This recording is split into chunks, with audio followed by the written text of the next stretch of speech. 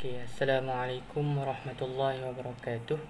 InsyaAllah hari ini saya Tuan Muhammad Arif bin Tuan Ismail akan mewakili kumpulan sanitizer dalam membentangkan mengenai tajuk tokoh-tokoh seni khat. Ahli kumpulan saya iaitu saya sendiri, Tuan Muhammad Arif bin Tuan Ismail. Yang kedua, Marsha binti Muhammad Radwan. Dan yang kelas sekali, Nurul Jannah binti Ar-Rashid. Seterusnya saya akan pergi ke slide seterusnya tanpa membuang masa. Kita tengok. Tokoh yang pertama adalah Muhammad Isra' bin Haji Muhammad Usman. Biodatanya adalah lahir pada 29 Oktober 1961 di Kampung Batu 9, Jalan Bernam, Tanjung Karang, Selangor. Jadi Muhammad Isra' bin Haji Usman bin Haji Muhammad Usman ni adalah anak kelahiran Selangor. Dan ibu beliau bernama Zubaidah binti Riju.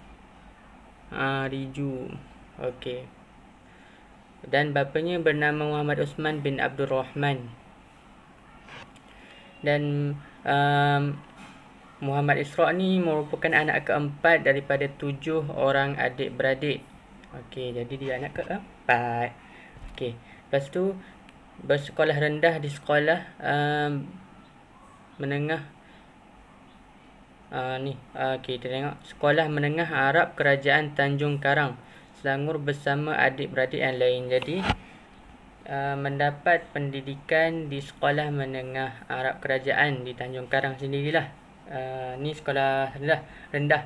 Dan sekolah menengah pula Ma'had Muhammadi Kota Baru Kelantan. Tengok situ. Kat sekolah menengah dia belajar dekat Ma'had Muhammadi Kota Baru. Dan selepas itu dia melanjutkan pelajaran lagi dalam Institut Pendidikan Tinggi, Institut Seni Khat Arab di Mesir. Jadi dia pergi overseas. Kita tengok sumbangan beliau pula.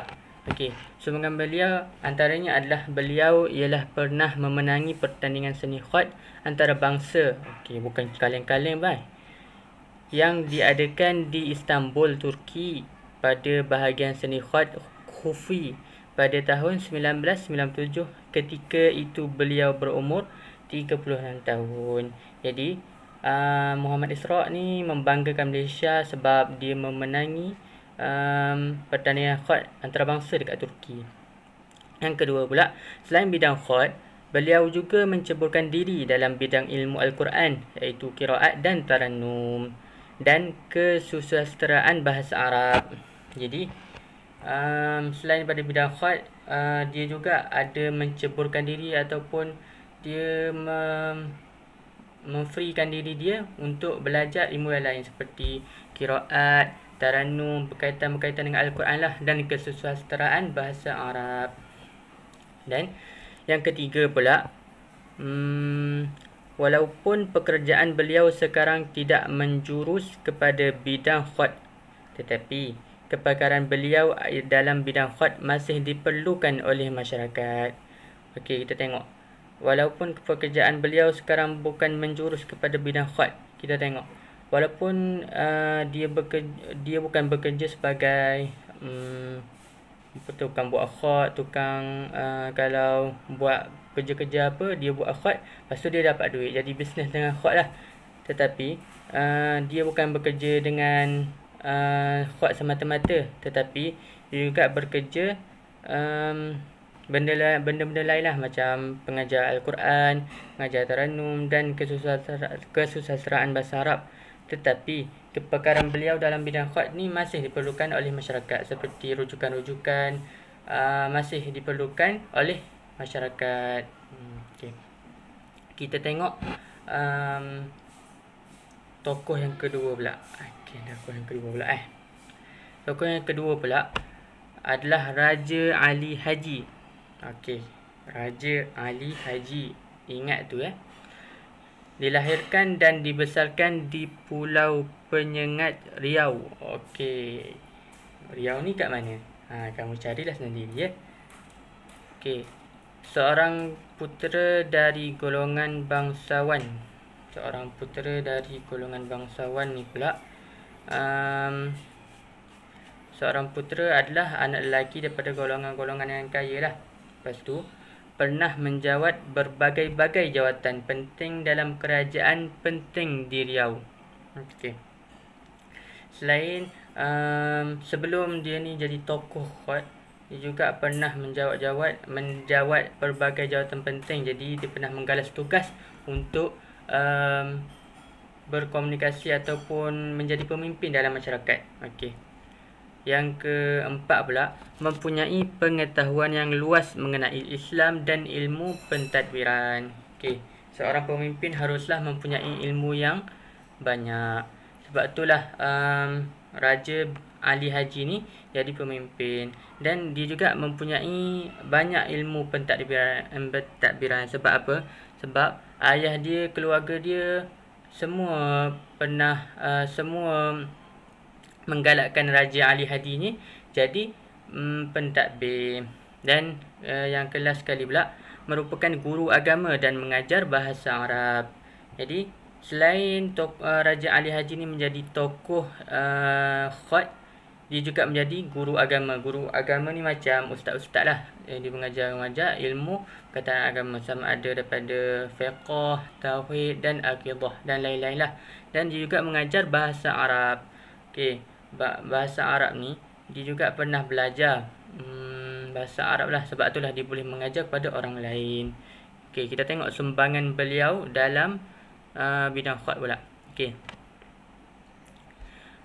Beliau menghasilkan kitab Bustanul Kitabiyin As-Subiyani Al-Muta'allimin, iaitu buku ini terbahagi kepada dua bahagian, iaitu penulisan tentang bahasa Melayu dan tata bahasa Arab.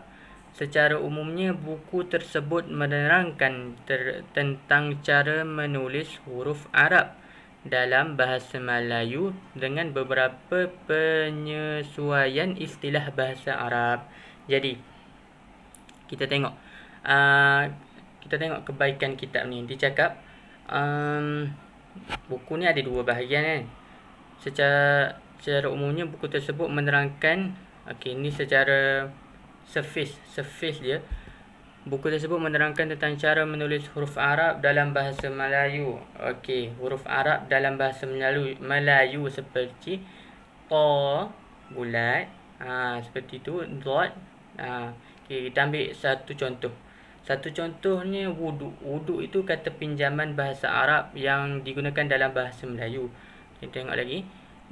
Huruf Arab dalam bahasa Melayu dengan beberapa penyesuaian istilah bahasa Arab.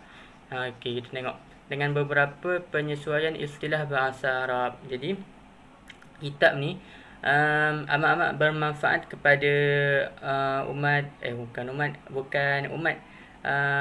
orang Melayu di Nusantara, sebab kitab ni akan memperbetulkan ejaan ataupun istilah-istilah daripada bahasa Arab untuk digunakan dalam bahasa Melayu. Okey, macam itulah kebaikan kitab ni. Jadi kalau kita tak rujuk kitab ni, mungkinan kita akan guna istilah-istilah bahasa Arab tu dan kita melayukan dengan cara yang salah. Okey, sebab itulah kita kena belajar, kita kena tuntut ilmu dengan orang-orang yang berpengalaman dan berilmu pengetahuan.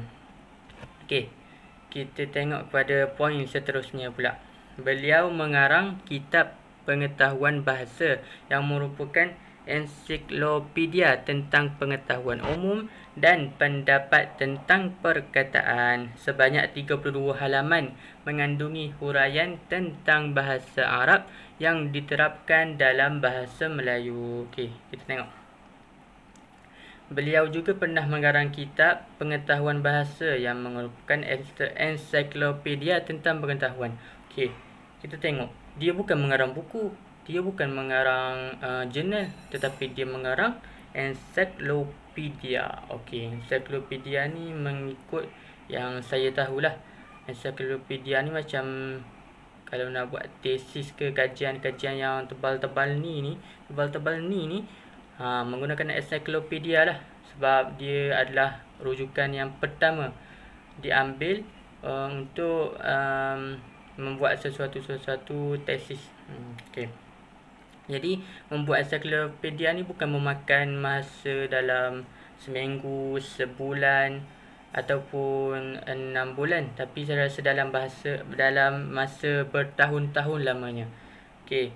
Jadi sebanyak 32 halaman mengandungi huraian tentang bahasa Arab yang diterapkan dalam bahasa Melayu. Okey. Sebanyak 32 halaman yang dihuraikan tentang bahasa Arab. Okey, siapa-siapa yang nak belajar bahasa Arab ni bolehlah merujuk ensiklopedia ni, sebab banyak manfaat daripada ensiklopedia ni. Jadi secara overallnya, secara secara umumnya, kita dapat ambil iktibar daripada dua tokoh khat ni untuk menjadikan kita lebih minat kepada bahasa Arab dan berminat kepada khat. Kita tengok macam tadi, Muhammad Isra' tu adalah memenangi tokoh khat. Jadi kalau kita nak belajar ke, kita nak buat apa-apa, kita kena buat bagi mahir lah. Bagi mahir, baru kita dapat. Sampai kita dapat Johan, ataupun kita dapat tunjukkan hasil kita yang terbaik. Okey. Lepas tu kita tengok Raja Ali Haji ni pula, dia ni berkemahiran dalam bahasa Arab. Jadi kalau kita berkemahiran dalam bahasa Arab, kita kena kongsi, kita kena sharing. Sebab sharing is caring. Sharing kepada orang ramai apa yang kita ada, seperti kita pandai bertaranum, kita pandai mengaji Al-Quran dan lain-lain. Okey, seterusnya